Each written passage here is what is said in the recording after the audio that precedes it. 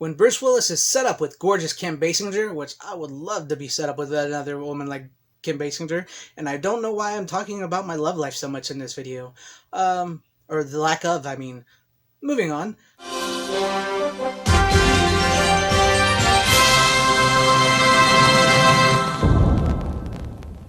Hello fellow followers and welcome back to FanZcene, and today I have for you some miscellaneous VHS pickups. Sometimes when I go out searching for VHSs, I don't always get a haul, and sometimes I just get like one or two that just catch my eye, and I'm going to share with you guys 5 of them that I just picked out that I've collected, you know, throughout my trips out to the thrift stores and whatnot. Some of these you may have seen if I post pictures of them on Instagram or something like that. I'm not really sure. I don't think I put any of these in any videos. I don't think so. But if I did, you get a second chance at seeing them. So I just grabbed 5 real quick because I got more, and I just, you know, I wanted to do sort of like a VHS haul video, but I haven't had a VHS haul lately after my last 2. So let's go over these miscellaneous VHS pickups. I want my VHS.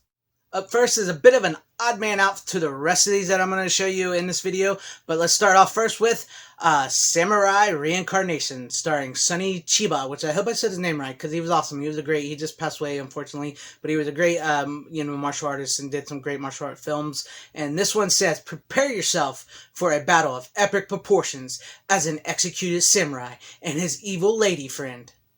I need a lady friend, preferably a good lady friend, if anybody's out there. Just saying. I'm not too bad. I'm a little chunky, a little nerdy. But anyway, let's get back to the movie here. And his evil lady friend are reincarnated during the Shinabara revolt, which I'm pretty sure I said that wrong, and I apologize. And they vow to take revenge against the rule of the Tokugawa shogunate, together with an army made up of phantom samurai warriors using their supernatural powers to create universal chaos among their enemies. They set out to destroy the Japanese warlords and their evil government. This movie sounds freaking badass. I have yet to actually watch this one yet, so I'm really going to look forward to getting into this one. So it was really cool. I mean, just, I love the flames and the artwork and how he's, you know, the samurai. And if you look on the back here, it's pretty cool. It's got an advertisement that says, subscribe to the world's #1 magazine on Asian cinema, Eastern Heroes. Send an SASE to Eastern Heroes, P.O. Box 327, Brooklyn, New York, 11229. I wonder if that's still open for anybody who wants some Eastern Asian heroes. So that's pretty cool. This is pretty cool VHS. I was glad to pick this one up. Up next, this next movie I absolutely loved as a kid, and I still love it to this day. It's a very underrated, very underappreciated movie in my opinion, but that would be Heart and Soul, starring Robert Downey Jr., Iron Man himself. And it's really cool because we have never had this really on Blu-ray, I don't think. And our good friends at Mill Creek, if you know about Mill Creek, I've talked about them before. And I will still take the win that I made them change their website from a cheesy, tacky website from the 90s to at least updating it to the 98 version of their website now. But anyways, Mill Creek will be releasing this on Blu-ray finally, which we'll probably go over when I do a coming soon to Blu-ray or DVD video. But for those of you who don't know what this movie is about, because this is a really great underappreciated movie, like I said, let's go over the back so you know what it's all about. One fateful night in 1959, Thomas Riley is born at the exact moment a bus accident claims the lives of Harrison, played by Charles Grodin, a frustrated singer dogged by stage fright, a really good performance in this, Milo, Tom Sizemore, a 2-bit burglar with a guilty conscience, which, yes, is, I mean, you know, like, he does this robbery, and I don't want to give it away, but it's like, this is a very important movie about second chances. Julia, played by Kyra Sedgwick, Kevin Bacon's wife, a young woman who has just let the love of her life get away, and Penny, played by Alfre Woodard, who is really great too, a single mother who must leave her kids to work the night shift. You know, so she's out at night, she leaves her kids behind. Soon the four find themselves earthbound and permanently tied to Thomas, a quartet of loving friends. Only he can see and hear. But when they realize that their presence is disrupting the boy's life, they make the heartbreaking decision to become invisible to him. So they see him as a kid, and you know, he thinks they're his imaginary friends, but they're really like his guardian angels and everything. It's sad and funny and great all together. It's a really great movie. And then 27 years later, Thomas, Robert Downey Jr., has grown into a hard-driven executive who's driving away his girlfriend, played by Elizabeth Shue, who's great in this movie as well too. Finally, the four souls learn why they are connected to Thomas. Through him, they each have one chance to resolve the unfinished businesses in their lives. To do this, they must temporarily take over his body, but doubting Thomas wants no part of it. The thing is, he doesn't have a choice, and it's really great and funny when they take over his body. Robert, like I said, Robert Downey is so good. He has to embody each one of these characters when they take over his body, and he does such a great job, and it's just this is such a great movie. The result is an irresistible blend of both roaringly funny and deeply touching episodes that combine to make Heart and Soul as the best movie of the year. Yes, this is a really great movie. If you've not seen this Robert Downey Jr. movie, I highly recommend it. It's such a good flick, and man, I cannot wait to get it on Blu-ray. So hopefully Mill Creek didn't screw that one up. It was heartbreaking to hear about what's happening with Bruce Willis, because so many of us grew up with Bruce Willis. He was such a badass in all of his movies. He was so cool, and this next one I'm going to show you is one of his comedies from the 80s, which I think is a little overlooked as well too. The case on this one is not so great, but it is actually the original VHS of this, and that would be Blind Date, starring Bruce Willis and oh my gosh, Kim Basinger, sorry, her name's right on the cover, and John Larroquette from Night Court. Like I said, the cover's not so great, and this is the original because it slides open here on the side, and I'm really glad to have it. It's, like I said though, it sucks what's happening with Bruce Willis, but if you don't know anything about this movie, let's go over the back so you know what it's about. When Bruce Willis is set up with gorgeous Kim Basinger, which I would love to be set up with another woman like Kim Basinger, and I don't know why I'm talking about my love life so much in this video, or the lack of, I mean. Moving on, the perfect blind date dissolves into disaster in this sexy comedy caper. Workaholic Walter Davis, played by Bruce Willis from Moonlighting, I love how they put that in there, it's like before his real big fame, invites beautiful Southern belle Nadia Gates, played by Basinger, to a button-down corporate dinner, expecting to impress his associates with this dazzling beauty. But all hell breaks loose when Nadia has one too many and reduces the evening and Walter's career to a shambles.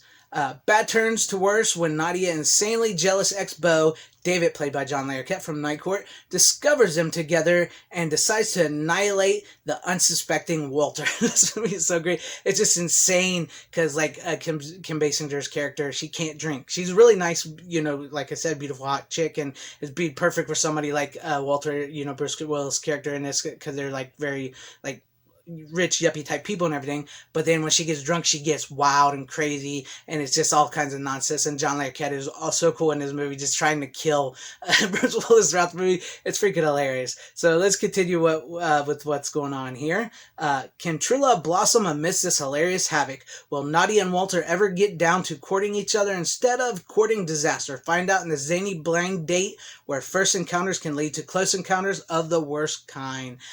Such a great movie, and Bruce Willis, you will be sorely missed on our screens. It sucks what's happening to you, man, but thank you for leaving us such a great legacy of films and classics to go over. And if you've not seen Blind Date, check out Blind Date. It's really funny. It's really great. He gives a great performance.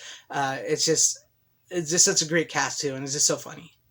Keeping in the vein of like lighthearted comedies, 80s movies, this movie stars Tony Danza, and that would be She's Out of Control. I used to watch this all the time as a kid, and I actually for the longest time didn't know what the name of this movie was because I saw it like on HBO or something real late night, and it really caught my eye, and I really loved it, and I really enjoyed it. I thought it was funny, and it's, Tony Danza never really had much of a huge movie career because of Who's the Boss, but this was like, I was a huge fan of Who's the Boss, so when I saw this, I was like, oh, that's great, that's cool, he did a movie, and this movie is really funny, and it's really great, and it's a great movie for fathers and daughters out there. Well, sort of, because once we read back and you find out what it's about. But it was really good, and like years later I found out what it was called, and I was so glad to find this on the VHS. And this was a working girl VHS, which that means it was in a video store, so it was used and rented over and over. Right there's the video store thing. So let's go over the back and let you know what it's all about. Tony Danza is a dutiful but downright hysterical dad, and She's Out of Control, the comedy about every teenager's greatest dream and every father's worst nightmare.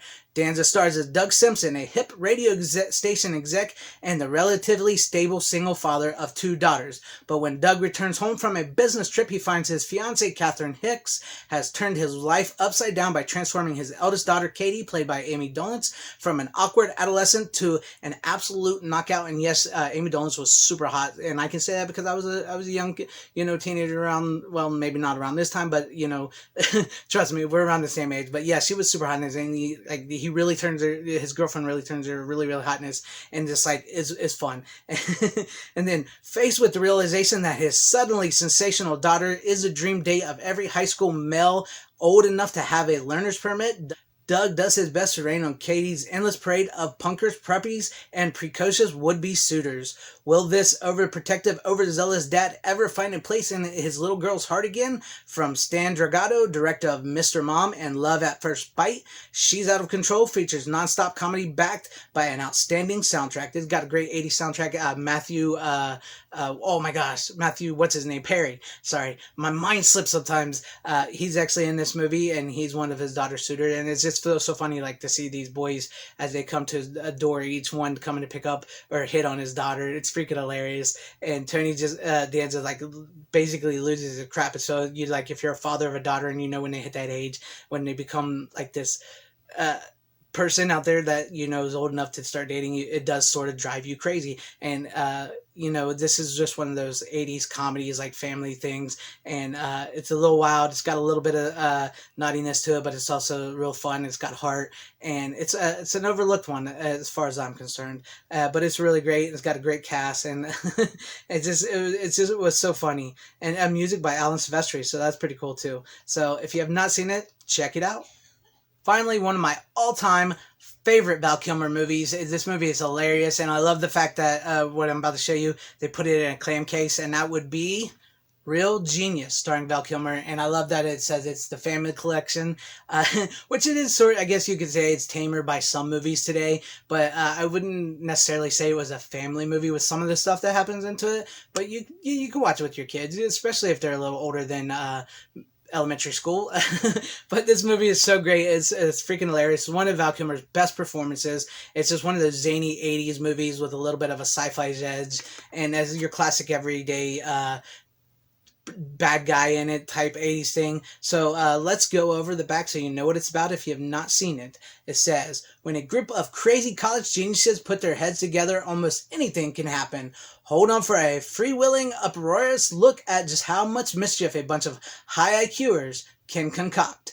Chris, played by Val Kilmer, is the top brain who just wants to party. Mitch, Gabe Jarrett, is the 16-year-old whiz kid and Laszlo, Jonathan Grise, which is so cool, he lives in their, closet, is America's #1 brain, literally lives in a world of his own. Chris's closet. See? I didn't even realize that I was going to put that in there, but this movie is great. It's freaking hilarious. There's so many great scenes in this.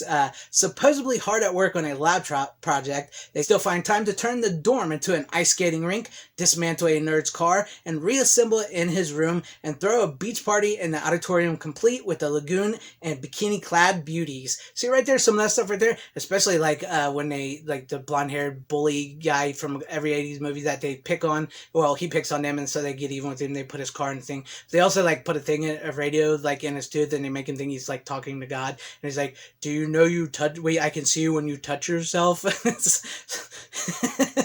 It's pretty crazy. But anyways, it says, when the geniuses discover that their unscrupulous mentor, Professor Hathaway, William Atherton, who is also in Die Hard, who is a prick, who is also in Ghostbusters, who is a prick, but in real life they say he's actually one of the sweetest guys. So that's pretty cool. Professor Hathaway has had them working on a secret weapon for the military. They plot an elaborate revenge. Their plan culminates in an incredible scheme that outsmarts the military and convinces the professor that it doesn't pay to fool with real geniuses. And it's just think popcorn, lots of popcorn, and it's got a great soundtrack. And the song "Everybody Wants to Rule the World," it's just it's perfect. This movie is just such a great, fun movie. Val Kilmer gives an amazing performance. It's just, I love this movie. I really, truly do love this movie. And it's just one of those classic 80s films. And I love me some 80s films. That's all I have for you today for some miscellaneous VHS pickups. I still got more around here. Trust me, I buy so many VHSs, Blu-rays, 4Ks, DVDs. There's so much I haven't even showed anybody out there. It's nonsense. I'm running out of shelf space, and but that's what I have for you today. Maybe I'll do one of these later down the line, or maybe I'll have another VHS haul for you guys down the line soon. But let me know what you guys think about all these movies and all these VHSs in the comment section down below. Which ones were your favorite? What are some VHSs that you still collect or you still have if you're new here? And to shout out to all the new subscribers, because I just got a influx of like 20 subs. I know that may not seem like to some, but to me that's a lot. Like usually I've been getting like 5, maybe 10 every once in a while, and I just got like a huge boost of like 20 subs. So thank you guys, I appreciate that, and thank you to everybody that's still subscribed. And I'm trying to make this into a channel, a bigger channel, and get a little more out there on here. And I guess I should start doing a little more that was some YouTubers do. So I've been really thinking hard about opening up membership. I'm getting pretty close to maybe possibly doing that. And also I would like to promote my merchandise, because we got to sell our merch. It does help our channel. So if you like VHS, VHS will never die. This is one of the shirts you can find in FanZcene's merch shop. I have 2 of them, TeePublic and Teespring. They're always in the description down below. At least one of them is. I have other shirts too that I think you guys might like. So if you want to go purchase them, that would be awesome, because it really does help my channel. And I would like to sell some merch, I guess, because I don't really promote it, because I don't really like to be like, hey, purchase this, do that. I'm not that type of person. I just like enjoy engaging with you guys and making videos. So if you like this video, please give it a like. If you did not like this video, it's okay. You can dislike it, as will be no hurt feelings here. Share the video out for everybody to see. Please subscribe and hit that bell for notifications. If I did earn your subscription, I would totally appreciate that. Thank you for watching wherever you guys are. Please have a great, safe, happy, healthy day, morning, afternoon, evening, and night. Godspeed.